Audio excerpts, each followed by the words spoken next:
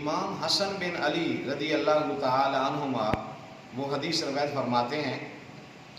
امام پاک فرماتے ہیں، یہ طبرانی کی حدیث ہے، انہوں نے امام طبرانی نے یہ حدیث روایت فرمائی ہے کہ امام حسن بن علی رضی اللہ تعالی عنہ فرماتے ہیں، آقا علیہ الصلوۃ والسلام نے فرمایا مومن آدمی مسلمان جس جانور کی قربانی دیتا ہے، یہ قیامت والے دن اس مومن کے درمیان اور جہنم کے درمیان اللہ اس کو ڈال بنائے گا، رکاوٹ بنائے گا۔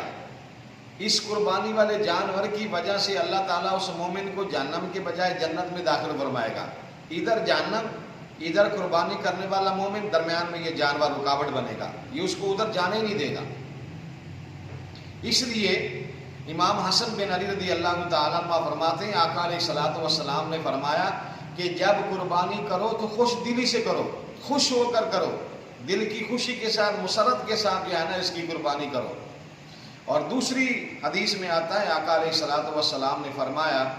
کہ قربانی والے دن جو پیسہ جانور کے اوپر لگایا جاتا ہے، جس پیسے سے جانور خریدا جاتا ہے، قربانی کی جاتی ہے، فرمایا باقی جتنے بھی پیسے انسان خرچ کرتا ہے سب سے زیادہ وہ پیسہ اللہ کو محبوب ہے جو قربانی والے جانور کے اوپر لگایا جاتا ہے، یعنی جس سے وہ خریدا جاتا ہے،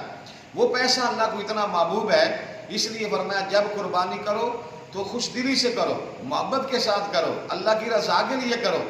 اکثر آپ نے سنا ہوگا معاشرے کے اندر بہت سارے ایسے لوگ ہیں جو یہ کہتے ہیں میرا تو دل نہیں کرتا تھا،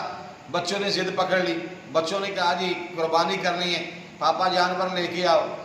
بچوں کی ضد کی وجہ سے میں لے کے آ گیا اور میں نے قربانی کر دی۔ ایسا نہیں، جب آپ نے کرنی ہے تو اللہ کی رضا کے لیے کرو، خوش دلی سے کرو، تاکہ کل قیامت والے دن تمہارے درمیان اور جہنم کے درمیان اللہ تعالیٰ اس کو ڈال بنا دے۔